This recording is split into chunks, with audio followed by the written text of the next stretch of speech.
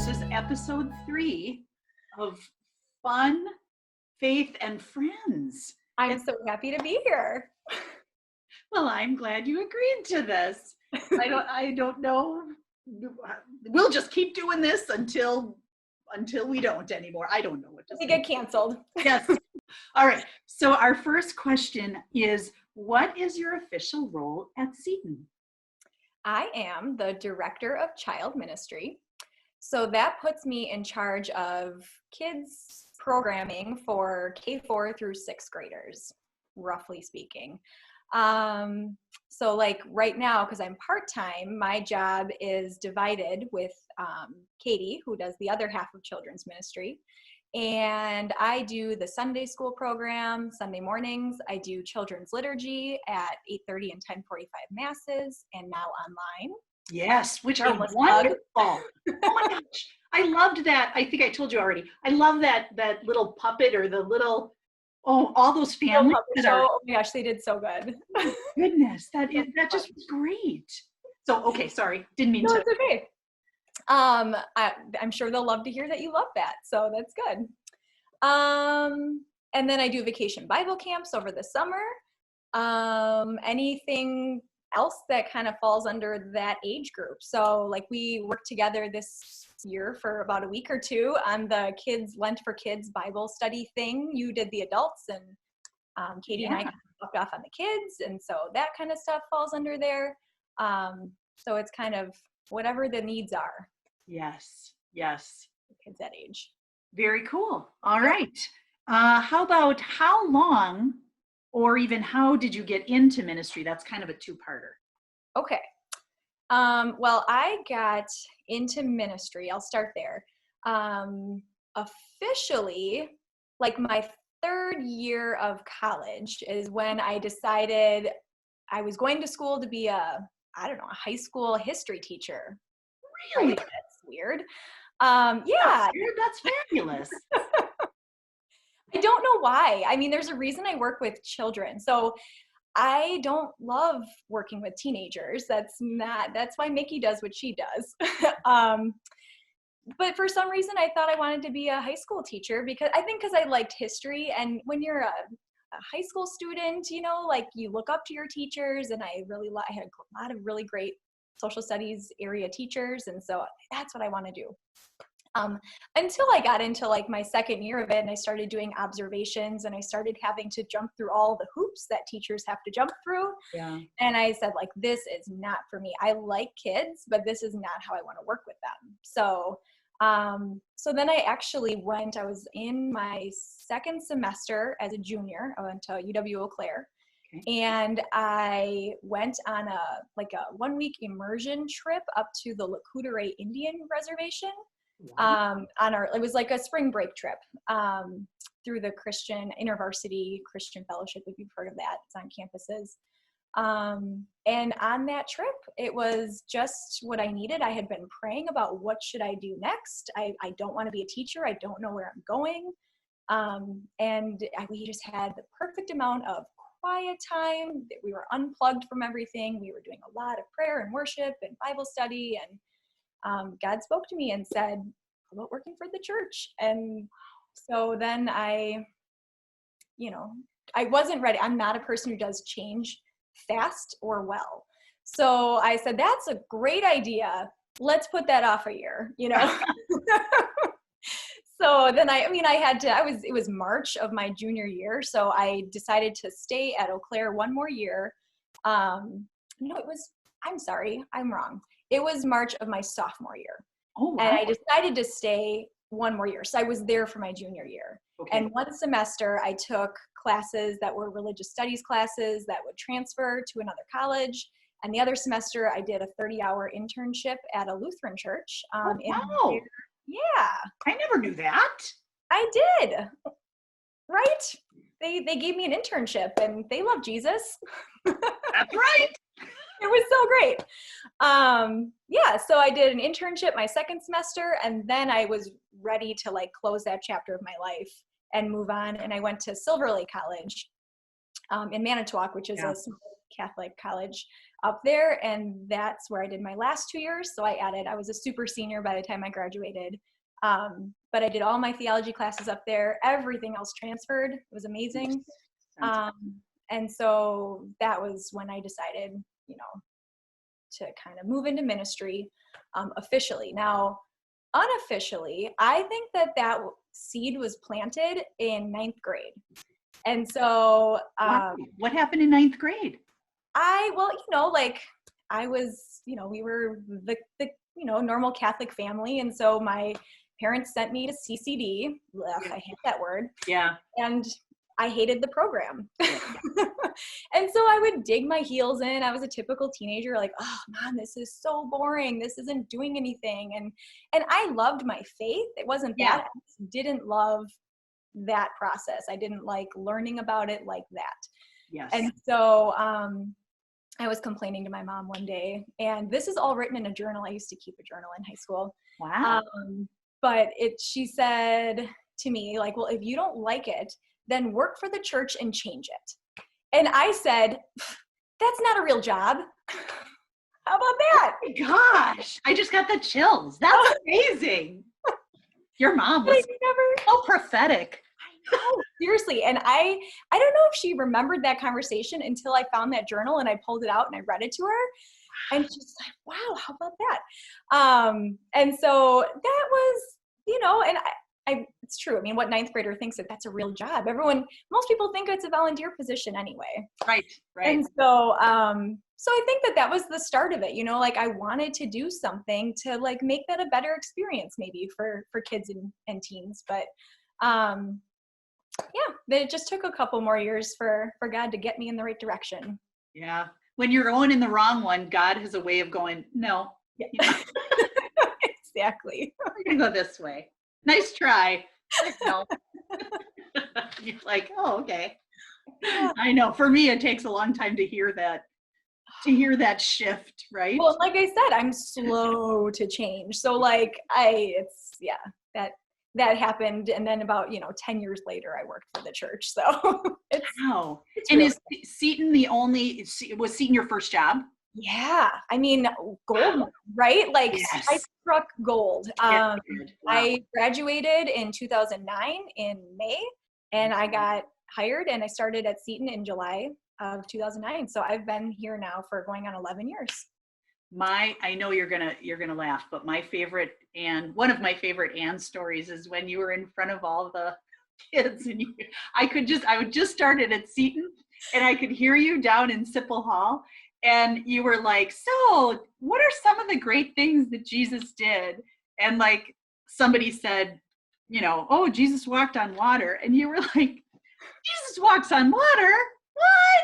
Isn't that crazy? I love it here. Like this is awesome. Isn't that crazy though? I mean, how much more crazy could you be? I want to follow that guy. Whatever he's eating. Exactly. Oh yeah, that was the best. That was the best. Cool. All right. What is your favorite song about either faith or one to sing in church or?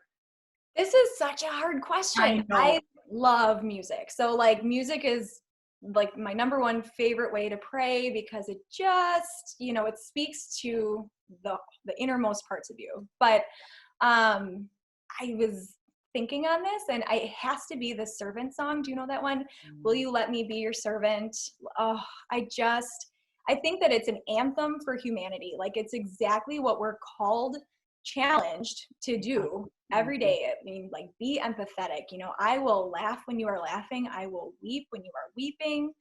I'll share your joy and sorrow. Like it's just, we had it at our wedding because from the moment I growing up, I was a nerd, but I heard that song and I was like, oh, that's a great song for marriage. Like I want my marriage to be like that, Yeah. But it's not just for marriage. Like it's just how we're called to be with people. So yeah, I love it. Oh, that's such a good song. Yeah. And yes. And I was I was blessed to be at your wedding, and that was a beautiful moment. That was a beautiful piece to have, a beautiful song. And it's funny because before then, I had only thought of it like from a ministry standpoint and from a very individual standpoint. And once you had it at your wedding, I've never heard that song, you know, differently from that now. Yeah, That's what I think of, and it's just transformed that song for me. So cool. yeah. And okay, in this time, and we know that we do this for fun and for joy, and we are in the Easter season, but this is kind of a stressful time for people, and it's, you know, lots of anxiety and lots of unknowns. How do you like cope with all of that kind of going on in the world right now? So music, number one. I love to listen to music. So I do a lot of K-Love in the radio. I do a lot of, you know, just contemporary Christian stuff on Mix on the Google Play. Yeah. And but otherwise it's people. I have just been so overwhelmed and comforted by people. I can't even, the connections that people are intentionally making right now is so heartwarming. You know, like you can feel so isolated, but you're not at all, because everybody's just a click away, you know, like, so many friendships have reopened up through texting or through phone calls or FaceTime or Zoom calls, or, you know, people that need community are, you know, like we're doing a lot with our moms group, like every other Wednesday. Sometimes we're just like, who needs to have somebody else to talk to that knows what's going on? Like, who's feeling what I'm feeling? Yeah. And then those are just such fruitful conversations and relationships that we're building. And I just think that it's so important, especially now when things are really hard to handle because everyone's feeling so isolated, to just remember that people are out there and they want to see people too. And there's so many, we're so blessed in the 21st century to be able to see people in so many awesome ways, you know? So that just warms my heart. I never feel alone because I know that somebody is always a click away. That's beautiful. I had a Zoom conversation this morning with someone, and I said, you know, it's really convenient because like when I'm down here, I can call somebody that's up here. And when I'm up here, I usually get the phone call from somebody that's down here. And it's just kind of like this, like, like it's just everybody, you know, being what the other person needs. Yeah, exactly. Servant song. Oh. Awesome. Thank you. Yeah, that is very true. We really rely on one another for all of that. Yeah. And now I'm just getting my very high tech instrument ready here, my timer on my phone. Okay. So here's how this works. Just for a review, just in case you don't remember, I have prepared questions, and they are rapid fire questions. Mm-hmm. If you can't think of anything, or you know it's not a question, just say skip pass. That's okay. Now, no pressure, but I have not had anyone pass any questions. Now I'm sweating. You know, sometimes it's good to be the trailblazer. It's fine. Indeed. Absolutely. That's right. And then I set the timer for 4 minutes, and either we get through all of the questions, or when the timer goes off, then we stop there. Although with the other two people I've done this with, I just finished the questions because they want to keep going. But it's fine. Whatever you want to do, it's totally up to you. And then the glorious prize, which is not really a prize, actually, it might even be a burden, is to ask me any question that you wish to ask. Okay. Oh, Betsy. Oh my God. No, you should be sweating. Yeah. Oh. Okay. So, Ann Ryan, are you ready? No. Oh, okay. Oh, look at you. What a pro. Let's do this. All right. Here we go. Name something that brings you joy. My daughter. Oh. Do I have to expand, or am I just? And if you want to, it's up to you. Well, no, I mean, you've seen her, right? She's adorable. Right? Exactly. Yeah. She brings me joy, and she's not a child. And really, her middle name is Felicity, and we named her that because it means happy or joyful. So. Oh, beautiful. Yeah. Name one of your most favorite, this is funny, teachers and why they were one of your favorites. Oh, I know. Thank you, Holy Spirit. circle again. Here we go. I would say Mr. Stalenwerk, who's probably not watching this. You never know. That would be crazy. He was my 9th grade social studies teacher. Actually 8th and 9th grade. Yeah, he was a younger teacher at the time. He made history fun. He's the reason that I loved history from there on out and wanted to be a history teacher. So kind of disappointed him at the end there, I guess, but that's okay. I'm disappointed in you. Which brings us to our next question. Name a personal accomplishment that you have that comes to mind. Oh boy, I got my master's degree a couple years ago. And if that wasn't an accomplishment, I don't know what is, because that was tough. That was a really tough 4 years. Yeah. Super proud of it. Wouldn't do it again. Right. Well, I'd go back and do it again, but I wouldn't do any more of that at this time in my life. It was a lot of work, you know. Congratulations to you. And almost-lations to you. Yes. Yeah. Oh, I'm done. You are? Okay. Officially, Can I say you're a master? Ooh, yep. All right. Oh, this one I wrote just for you. What is one of your favorite state fair foods? Oh, Sue. I love the deep fried stuffing balls. And I think that nobody else loves them as much as I do. Do you? Okay. You introduced them to me. They're when you said, I was like, do tell. What is that about? They're there every year, so you know you can get them. Because sometimes those other fads or whatever, they're in and they're out, and you're not guaranteed to get them every year. Right. I love Thanksgiving food, and it's just who gets Thanksgiving food in August otherwise? Right. Oh, yep. I picked that just for you. Thank you. What would be one thing you love to do on weekends? Oh boy. Now something I love to do on weekends is write a to-do list and do as much checking off as possible. I'm such a nerd. Who doesn't love that? Because we're home all together then, now we're always home all together, but prior to COVID-19, right. Every day's a weekend now, right? But yeah, it would just Bill would be home and we'd have a really good chunk of time when we were both home, and Ruth would be napping. So that was always nice to get some projects done or slack off on those projects and do something more fun instead. But I'm a list checker, and I feel really good at the end of a weekend if I can say that I accomplished something. So nice. Yeah. Nothing wrong with that. What is one of your favorite books of the Bible right now? Right now? Yeah. Well, right now I'm doing a lot of Acts reading because we're in Easter season, and I don't get sick of it though. Every time I come back to Acts, it's man, how did the early church do it? Right. They were so on fire and so courageous, and I am none of those things to that extent, that is amazing that the church got some momentum and just look at us now 2,000 years later because of all those amazing people. Right? So, I agree with you. I love reading Acts. What is your favorite time of day and why? Okay. So this is something that has changed too since being a mom. So now I just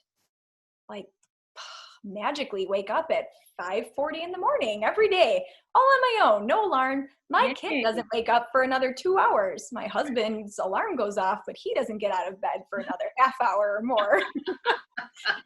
So it's quiet in the house and it's dark, and I sneak out of bed. And I used to be a bed layer for I could lay in bed till 10 a.m. But now if I do that, I'm wasting the time that is given to me. So if I get out of bed, I can do whatever I want in a quiet house, and I love it. Oh, that's beautiful. But now I go to bed at 8 p.m. And so, you got to catch that sleep on one end of the spectrum. Yeah, you do. Yeah, I stay up late, and then but because that's the same reason. Quiet. Yeah. You see? What is a favorite family tradition that you grew up with? Oh boy. Any time of year or just Anything, whatever you want to say. favorite family tradition? Because initially, like traditions, you think of Christmas, right? Mhm. But I guess we'll go with Christmas. So our family does we hide the pickle on the Christmas tree. Yeah, yeah. That's a we're a little competitive. We're a pretty aggressive Christmas morning family. Nothing says baby Jesus like a nice brawl around the pickle. Elbows everywhere and yelling, and it's to the point where mom won't even hide it on the tree anymore because she's afraid about the ornaments and stuff. Her tree got smaller too, and so it gives it a couple more opportunities. So now it's like the whole living room is up for grabs, and there's a pickle somewhere in the living room. And we're all grown adults, but we still do that. So yeah, that's a fun I one. love that. I absolutely love that. What is a characteristic that you admire or value in other people? I really admire people who can be like upfront and courageous and like tell people what they're really thinking in a nice kind way. But like I have a really hard time because I'm such a people pleaser. Yeah. Like really telling people kindly and truthfully what I think. And so I think that's a quality I just really admire in other people, is being able to like tell the kind truth and just be really super honest, because that's the best thing you can do for a relationship. But to me, like if it's a hard conversation, oh my gosh, I'm just like squirming inside and I just want to crawl in a hole and I just call myself a coward. And like, I don't want to be that. So that's a quality that I just think is really, really great in other people. I don't think you're alone in that. I think there's, I don't know of somebody that says, I'd love to have a difficult conversation with you, but I'm sure they're out there, but yeah. That's a really good one. That's a really good one. Oh, I wrote this one for you too. What is your favorite type of cupcake to eat? Oh, you know that I just had cupcakes this week because it was Kathy Stawicki's birthday. And so, I mean, I love birthdays. I love any reason to eat cupcakes. Now, you have to make me choose just one. I love salted caramel cupcakes. Ooh, good. Love salted caramel cupcakes. And then like chocolate peanut butter. It's a toss-up between the two. Yeah. All right. Delicious. Well, when we meet again, we'll have to have a celebration of that. I'm bringing them. Oh, excellent. Yes. I'll eat them. Well, okay. I have two more. Sure. Where was the furthest place you've ever been from home? I think it's Tanzania. I mean, I would have to look at a globe. So I've been to Israel, but I'm pretty sure Tanzania is further, right? Yeah, I'm really bad at geography. You don't want to ask me that. Yeah, so I did that in 2011. Oh. I went with just one other friend on that trip. And we went for 3 weeks to volunteer in an orphanage in Tanzania. Wow. And that's a long conversation. Just an amazing experience though. So yeah. Beautiful. And then finally, what is or was your favorite sport to participate in? Because I know how much you love sports. So, not football, not basketball, not baseball. What a great question, Sue. No, I was a gymnast. I did gymnastics in high school. Really? I know you knew that. And I still love gymnastics. So I started gymnastics when I was in elementary school. I was never like super great, not like highly competitive, but I was competitive on a high school team. So yeah, I did that through. You still go to like and watch, right? Like, so anytime that I can watch gymnastics, I will. So I did like the mommy and me stuff with my nieces and nephews as they were growing up. I kind of hijacked them from my sister because that was an opportunity. And then they outgrew that. And then like just recently, the American Cup was in Milwaukee. So I got to go and see that. That's like super professional. Those guys are just amazing. They're like Olympians. And now I'm teaching, well, not now at this very moment because of the quarantine, but teaching TOTS 2s and 3s through New Berlin Rec on Saturday mornings. how to do a little tumbling in gymnastics. So yeah, it's just fun. So I love gymnastics. And did it ever come, I know the answer to this, did it ever come in handy when you had to like write a paper or anything like that? Wouldn't you do a handstand or my face was because did you know that? How did you know that? Yes, I am a big procrastinator. I have a very hard time writing papers. I write good papers at the very end, but it takes a lot of handstands. So like every 5 minutes, I'm like getting up in my living, not anymore because I had a baby. But before, yeah, I would just like go and like turn handstands, and then I'd go back down to the table. I'm like, okay, I'm ready to go. Here we go. So yeah, it did. In fact, I hang my master's degree on my handstands. So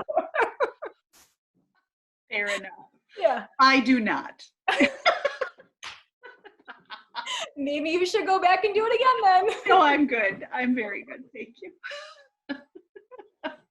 Oh my gosh. Well, I was going to say that's all the time we have. That's all the time we have, but it's not, because you made it through my questions. Now you get to ask, I'm not promising this will be fascinating or anything, but now you may ask a question of me. All right. I mean, I don't have really great, deep, insightful questions like you have. Good. That's why you're the host. No, that's good that you don't. Hostess. But my question to you is, what is your favorite game to play? Like by yourself or with family members or whatever, but I love games, so. Yes. And we've been playing them a lot lately. Yeah. And as a matter of fact, it's Friday. So actually we'll be playing my favorite game tonight. One of Rebecca's professors organized an online trivia night. And so we Zoom in as a family on Friday, every Friday night at 7:00. And like you break out into breakout rooms and stuff. I love trivia. And so, shock. I should have guessed. I didn't even think that was going to be your answer, but I should have known. That's one of my favorite games. And I do have to say, not that I'm bragging, but last week we tied for first. I'm just saying. How many teams? Oh my gosh. There were probably 12 teams. There were a lot. I mean, there were a lot of people last week. You know, I think every week he's always amazed at like, all of a sudden there's like 100 people on there, you know, and oh, wow. But it really is fun, and he does a great job with, so he's a Loyola professor. So yeah, okay. That's well, good luck tonight. Thank you. Report back next week. Yes, I will have to. Yes, very good. Well, thanks for that. That was a really good question. I loved answering that. Careful, I'm coming after your job. Go ahead. Yeah. Wonderful. Right. Oh, thanks, Anne, very much. Bye. Bye. Bye.